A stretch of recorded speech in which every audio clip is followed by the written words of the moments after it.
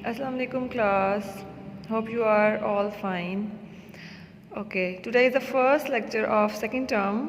तो हम लोग स्टार्ट करेंगे यूनिट नंबर 5 एक्सपोनेंट्स से। एक्सपोनेंट्स क्या होते हैं इस चैप्टर में हम इसके बारे में सारी डिटेल से डिस्कस करेंगे। Okay, let's start. यहाँ नीचे लिखा हुआ है एक्सपोनेंशियल नोटेशन। इसको अगर रीड करें, when we write 2 raised to power 5 it basically means 2 cross 2 cross 2 cross 2 multiplied by itself 5 times. वो कहते हैं कि एक्सपोनेंशियल नोटेशन एक्चुअली होती क्या है कि अगर हम लोग किसी भी नंबर की पावर ले रहे हैं तो वो एक्चुअली क्या होता है कि उसी नंबर को हमने उतने टाइम्स मल्टीप्लाई करना होता है बाय इटसेल्फ।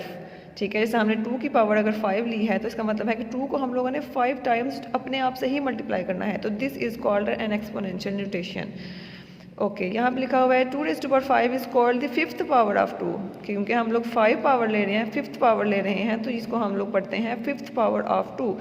और इसमें जो इस पूरे एक्सपोनेंशियल नोटेशन में जो 2 है, 2 is the base and 5 is the power. कि जो 2 है जिसकी पावर ली जा रही है उसको हम लोग बेस बोलते हैं, जिसकी पावर ली जा रही होती है, और जो पावर होती है उसको आप लोग एक्सपोनेंट भी कहते हैं। तो that was the topic of our chapter exponents. Exponents तो यहाँ से हमें पता लगा एक्सपोनेंट्स क्या होते हैं। Exponent is the power. ठीक है, एक्सपोनेंट्स हम लोग पावर का एक और नाम होता है एक्सपोनेंट। यहाँ पे आप लोग कुछ चीज़ें आपको लिखी हुई हैं बुक पे, वो आप पढ़ें इसको। The exponent tells the number of times the base number is multiplied by itself. यही वही बात है कि एक्सपोनेंट हमें क्या बताता है कि जो बेस नंबर है कि जिसकी पावर ली जा रही है उसे कितने टाइम्स मल्टीप्लाई करना है। ओके, यहाँ पे एक बात लाइन लिखी हुई है, the exponent applies to the negative number as well. कि जो पावर है वो हम किसी नेगेटिव नंबर की भी ले सकते हैं। ठीक है, ज़रूरी नहीं है कि आप नेगेटिव सिर्फ और सिर्फ किसी पॉजिटिव नंबर की पावर लें, आप किसी नेगेटिव नंबर की पावर भी ले सकते हैं। वो कैसे आप ले सकते हैं ये देखें, यहाँ पे आपको एग्जांपल्स दी हुई हैं कि अगर आप -3 की पावर 2 लेते हैं तो आपके पास इस तरह से आप इसको खोल के सॉल्व कर सकते हैं। -3 को मल्टीप्लाई कर दिया -3 से 2 टाइम्स, क्योंकि उसकी पावर 2 थी। इसी तरह से -7 को आप लोगों ने जब हमने -7 की पावर 3 ली है, इसका मतलब है कि हमने -7 को 3 टाइम्स मल्टीप्लाई करना था। ठीक है, तो यहाँ से हमारे पास इस तरह से नेगेटिव पावर ही हम लोग ले सकते हैं। ओके, नेक्स्ट आपके पास ये एक पॉइंट लिखा हुआ है बुक पे, when a negative base is raised to the power of an even number the answer is always positive. इस बात का क्या मतलब है, उसने कहा है कि अगर आपके पास कोई नेगेटिव बेस है, ठीक है, मतलब कि कोई नेगेटिव बेस है, कोई नेगेटिव नंबर जिसकी हम पावर लेने जा रहे हैं, उसकी पावर अगर हम कोई इवन नंबर ले लेते हैं। अब इवन नंबर क्या होते हैं आपके पास? इवन नंबर हर वो नंबर जो 2 के टेबल में आता है या 2 से डिवाइड हो जाता है उसको हम लोग बोलते हैं इवन नंबर। तो हम किसी भी नेगेटिव नंबर की अगर पावर एक इवन नंबर ले लेते हैं तो जो उसका आंसर आएगा वो हमारे पास ऑलवेज पॉजिटिव, वो एक पॉजिटिव नंबर होगा। ठीक है, इस तरह से हम लोग -2 की पावर आपने ले ली 4 वाज एन इवन नंबर। ठीक है, तो इसका आंसर जो आया है वो पॉजिटिव 16 आया है, +16। नेक्स्ट आपके पास है मेरा negative base is raise to the power of an odd number. कि अगर आप लोग किसी नेगेटिव बेस की पावर एक ऑड नंबर ले रहे हैं, मतलब हर वो नंबर जो 2 से डिवाइड नहीं होता उसको हम लोग इवन ऑड नंबर बोलते हैं। तो ऑड नंबर जब आप किसी भी नेगेटिव बेस की पावर एक ऑड नंबर ले रहे हैं तो उसका आंसर नेगेटिव नंबर ही आता है। तो ये 2 रिजल्ट हैं जो आपको याद होने चाहिए। क्या कौन कौन से रिजल्ट थे? अगर नेगेटिव बेस की हम लोग पावर ले लेते हैं इवन नंबर तो answer will always be positive, और अगर नेगेटिव बेस की पावर ले लेते हैं एक ऑड नंबर तो आंसर हमेशा नेगेटिव आएगा। ओके, अब नेक्स्ट आपके पास हैं कुछ लॉज ऑफ एक्सपोनेंट्स। हम लोग एक्सपोनेंट्स को डिस्कस कर रहे थे, तो अब एक्सपोनेंट्स के कुछ लॉज होते हैं, वो आप इसको मैं आपको बताती हूँ। सबसे पहला लॉ है प्रोडक्ट लॉ। प्रोडक्ट लॉ क्या होता है आपके पास कि प्रोडक्ट, जैसे कि हमें इसके नाम से पता लग रहा है कि प्रोडक्ट क्या होता है, मल्टीप्लाई, 2 नंबर्स को आपस में मल्टीप्लाई करने को हम लोग प्रोडक्ट लेना कहते हैं। तो वो कहता है कि अगर आपके पास कोई 2 नंबर्स हैं, ठीक है, वो आपस में मल्टीप्लाई हो रहे हैं, मतलब x raise to power m cross x raise to power n। अब यहाँ पर क्या है, if the bases are same but the powers are different we add the powers. कहता है कि अगर हमारे पास बेसिस सेम है तो पावर्स ऐड हो जाती हैं, पावर्स हम लोग ऐड कर देते हैं। कि x हमारे पास x raise to power m, इसकी बेस भी m है, इसकी बेस भी m है। जब हम लोग इनको मल्टीप्लाई करेंगे आपस में तो होगा क्या कि इन दोनों की पावर्स सिंपली ऐड हो जाएंगी, बस, और कुछ भी नहीं होगा। तो ये प्रोडक्ट लॉ था। दूसरे प्रोडक्ट लॉ का ही एक और टाइप ये है कि अगर आपके पास बेसिस डिफरेंट हैं लेकिन उसकी पावर सेम है, ठीक है, तो हम लोग क्या करते हैं कि पावर को जो है ना दोनों के मल्टीप्लिकेशन के दोनों के प्रोडक्ट के बाहर लिख सकते हैं। तो ये आपके पास एक प्रोडक्ट लॉ की 2 कैटेगरीज आ जाती हैं। इस तरह से आपके पास क्वोशंट लॉ आता है। क्वोशंट लॉ से, जैसे कि इसके नाम से वहाँ पे प्रोडक्ट लॉ था तो उसके नाम से इंडिकेट हो रहा था कि हम लोग वहाँ पे प्रोडक्ट लेने वाले हैं। अब इसके क्वोशंट लॉ के नाम से इंडिकेट हो रहा है कि यहाँ पे हम लोग क्या लेने वाले हैं, डिवीजन करने वाले हैं। क्वोशंट कहते हैं डिवीजन को। तो जब हम लोग कोई नंबर्स आपस में डिवाइड हो रहे होते हैं, उनकी बेसिस सेम है, तो क्या होता है, उनकी पावर्स सब्ट्रैक्ट हो जाती हैं, उनकी पावर्स आपस में माइनस हो जाती हैं। ठीक है, नेक्स्ट है आपके पास power law.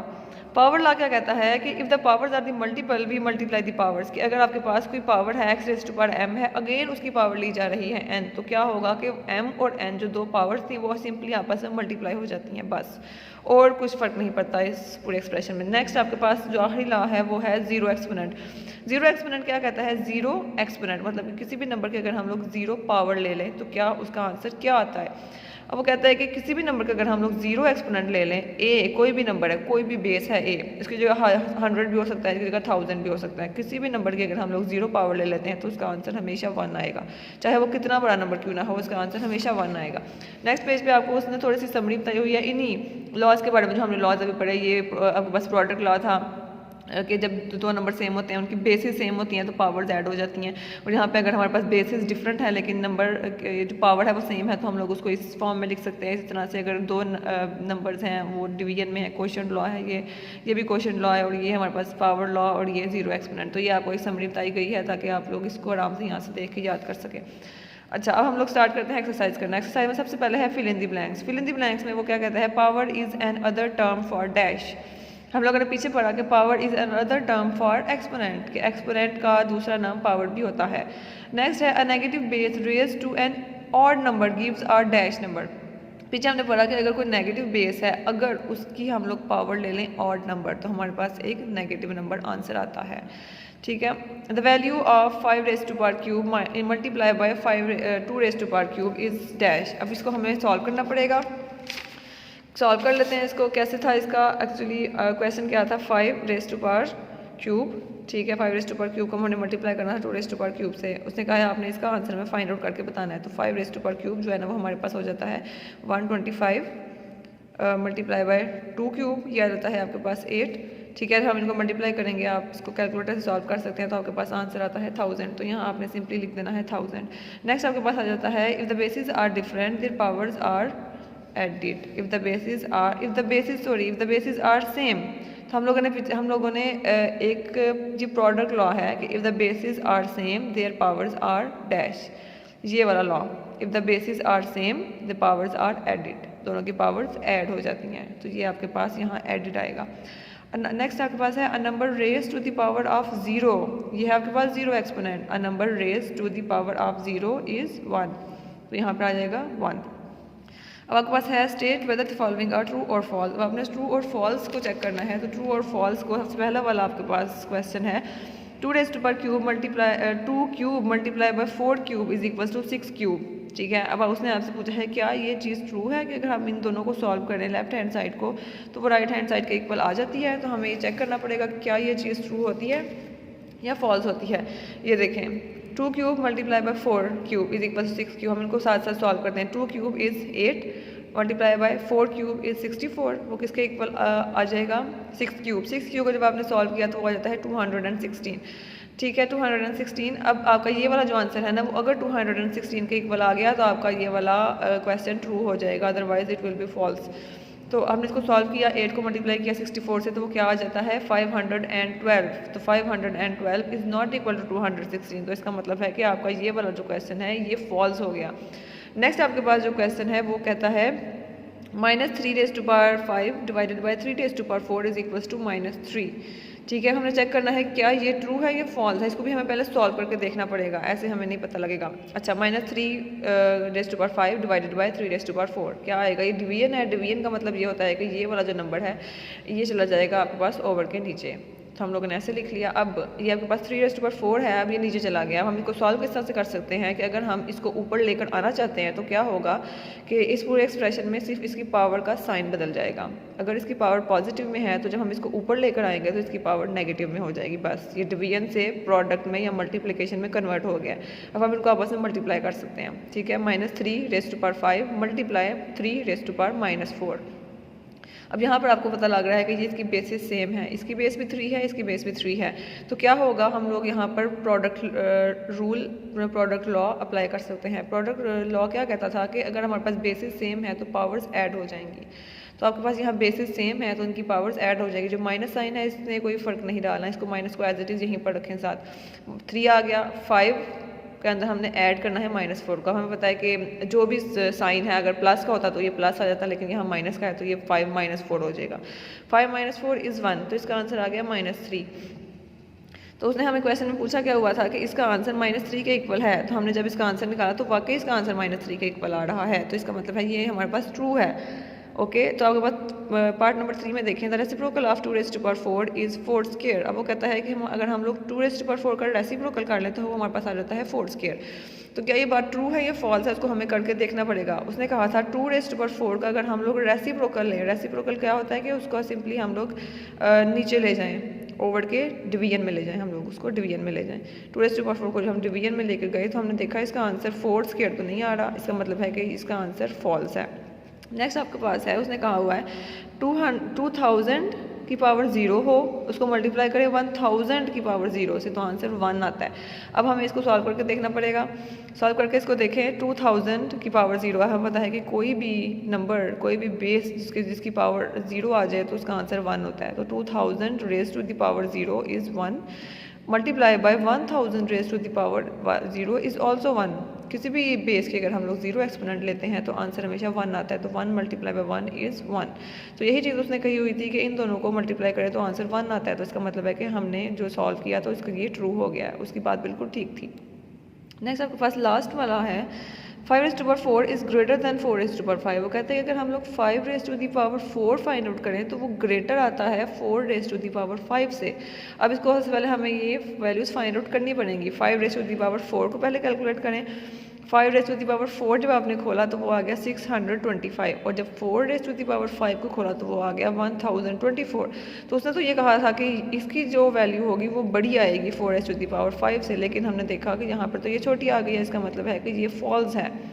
Hence 5⁴ is not greater than 4⁵। ठीक है, ये आपने सॉल्व करके बस खुद अपने समझ के लिए आपने रफ में सॉल्व करना है, इसको नीट में करने की ज़रूरत नहीं है, मैंने आपको सिर्फ बताने के लिए किया है।